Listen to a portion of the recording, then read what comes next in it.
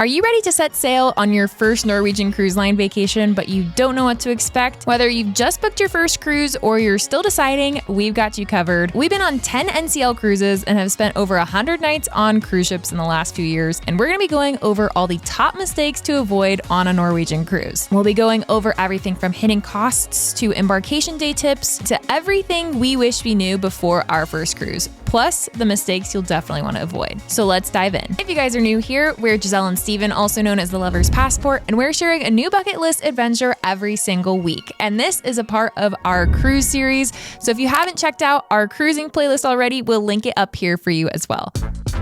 The first mistake is not flying into your cruise port the day before your cruise leaves. Now, this is controversial depending on your tolerance for risk. We always recommend cruisers to fly in the day before your embarkation because you never know what's going to happen with flight delays, flight cancellations, road closures, freak storms, you name it, it's happened. That's another thing we definitely recommend having travel insurance as well in the event that you are unable to make it on your cruise ship. But by flying in the day before, you are giving yourself a ton of wiggle room to make sure you get on the ship on time. Typically, the ship will have a mandatory all aboard time that you have to be on 2 hours before on embarkation day. So it's really important that you get to the ship when you need to. Otherwise, they won't let you on or you'll miss your first port and you're going to be stuck in a travel nightmare. Now, when we're talking about actual embarkation day, make sure to not arrive too early because they won't let you on. They're pretty strict with timing and whatnot of you getting on the actual ship. Keep in mind, most embarkation days means it's also a disembarkation morning for the crew to turn around the previous cruise. When you're filling out your e-docs in advance before your cruise, you're gonna have to select a time to arrive at the port. I would 100% try to stick to it unless you are a Latitudes member where you have a higher status and can check in kind of whenever you want. Most of the time, keep you to your assigned group time or make you wait and give you like a number before you're called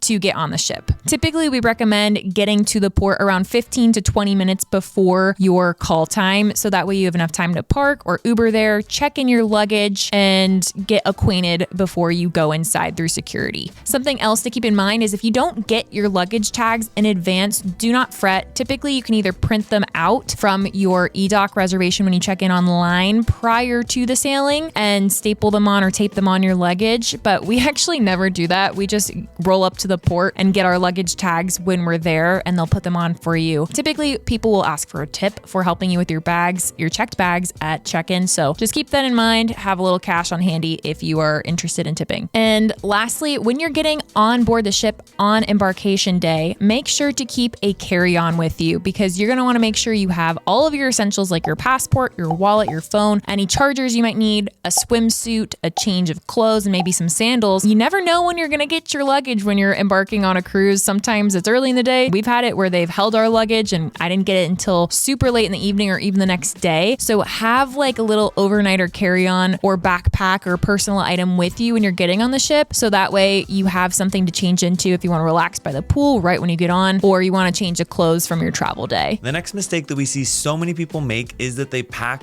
their champagne or wine in a checked bag rather than a carry-on. Each passenger can actually bring on one full bottle of wine or champagne onto the ship, but it has to be inside of your carry-on, and you do have to pay a corkage fee when you bring it onto the ship. The next mistake is not downloading the cruise app in advance. The NCL app is the best. It gives you everything you need to know at the touch of your fingers. You get the Freestyle Daily, which is the full schedule on board. You can book reservations and shore excursions on there. You can check your onboard account and make sure you're not getting overcharged for things or making sure everything's gone through correctly. We really just recommend making sure you have that downloaded on your phone in advance, and then you can connect to it once you're actually on board the ship with the Wi-Fi. Always make all of your appointments on there as soon as possible once you get on the ship so you get the best times and seats for whatever restaurants, activities, spa appointments that you want. Another mistake we see is that you're making a drink package mistake. With the drink package, you do still pay taxes, which is about $20 per person per day.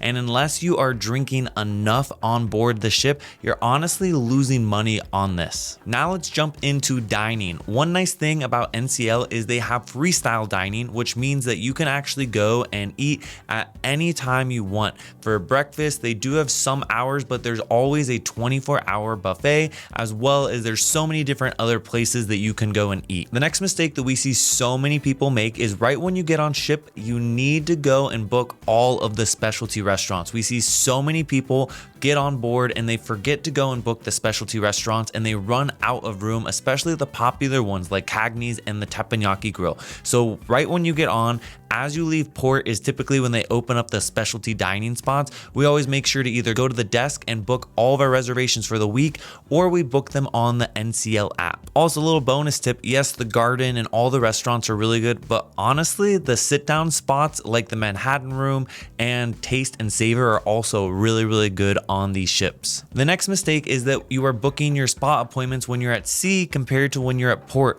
NCL actually gives you discounts, and all of their specials happen when you are getting spa activities like getting your nails done, massages, any of those. You can get that done in port, and you are actually going to save so much money compared to if you do it at sea. You don't get any of the benefits for getting discounts on the ship. Next is not planning your shore excursions in advance. Now, this is regarding both NCL excursions as well as other tour operators like Get Your Guide, Viator, TripAdvisor, whoever you're booking it through. Make sure to do it at least a week in advance if you want the best options available, because a lot of tours do book up pretty quickly, and especially the Norwegian ones, I would book at least a month out, potentially 2 if you have the time. Don't make the mistake of waiting until you're on board to get the excursions, because typically there's only a handful left. You can always ask to be on the wait list for an excursion if someone drops out. We have gotten excursions that way before, but don't play your luck, especially if you're traveling in a larger party of like 4 or more people. The next mistake, which will cost you so much time in port, is going to be not reserving your tender tickets ahead of schedule. We see this over and over, and it was a really good example of it in Cabo because we had to take a tender boat from the ship onto the shore, and so many people lost out on hours of their time, and they had to wait in line because they did not know this prior. Make sure to research if it's a tender port or not ahead of time, so that way you can reserve your tickets in it and be one of the first people off of the ship. Along the same lines, if you're doing your own exploring without an excursion or tour, make sure to book a rental car or figure out your mode of transportation before you are going to that port. We've tried booking a rental car like the day before, and sometimes we've gotten lucky and sometimes they're completely sold out. So planning in advance will be the wisest decision here when you're going on your first cruise. We actually do highly recommend renting a car and doing your own thing for a lot of the itineraries. There's so many hidden gems that you can get to explore away from all the cruise ship crowds. Just make sure when you're booking a rental car for like 1-day rentals, you can call in advance or you can book them online. Not every car rental company actually allows you to do that or might have the availability for that. So the earlier you book out for that, the better. On the same lines there, make sure you download offline Google Maps for all of your ports if you are going off on your own or you're going on tours, just in case you don't have service in the area. We also recommend getting an eSIM, which will help with that issue. We'll link our favorites in the description box down below, along with a coupon code for you guys for our favorite one with unlimited data. And also bring cash for taxis and vendors. Sometimes the cash changes on every single port based on certain itineraries, but it's always good to have cash on hand in the event that you need like a last minute taxi and there's no Uber available. And lastly, double check your all aboard times. You do not want to be the ones missing the boat if you are delayed on another shore excursion that's not through NCL, or if you're renting your own car. Do not be those people that miss the boat. They are super strict the all aboard time. Give yourself enough leeway and enough wiggle room to get back to the ship with, we typically try and get there an hour before all aboard time so we don't push our luck in the event something happens where we're getting delayed. The next mistake is regarding Wi-Fi. If you buy a Wi-Fi package, do not forget to log out of your Wi-Fi. We always typically try and get the unlimited Wi-Fi package because we're typically working on our sailings as well because we can work remotely. But if you are not getting the unlimited one and you're only getting a certain amount of minutes, if you don't log out, you're gonna eat up all of your Wi-Fi unintentionally. So make sure to log out, whether it's on your phone or your laptop. We've seen a lot of people complaining at the Wi-Fi desk before because they didn't know that they had to do that. Keep that in mind, that if you have a set amount of minutes to track it properly. And on a similar note, make sure on your cell phone to turn it on airplane mode when you leave the port. You do not want to get hit with cellular roaming charges at sea. That's super expensive and can be very easily prevented as long as you turn it on airplane mode. And then you can turn it off airplane mode when you get back into port. But even if you have the Starlink that's attached to something like T-Mobile or stuff like that, it doesn't apply to cruise ships. So make sure to turn your phone on airplane mode and log out of your Wi-Fi to avoid data roaming charges and the loss of your precious minutes. Another mistake we see there is that so many people don't know which package they got. So they'll get a Starbucks and they don't know if it's included, or they'll grab a water bottle. And let me tell you, the Starbucks and the water bottles are not included on NCL anymore.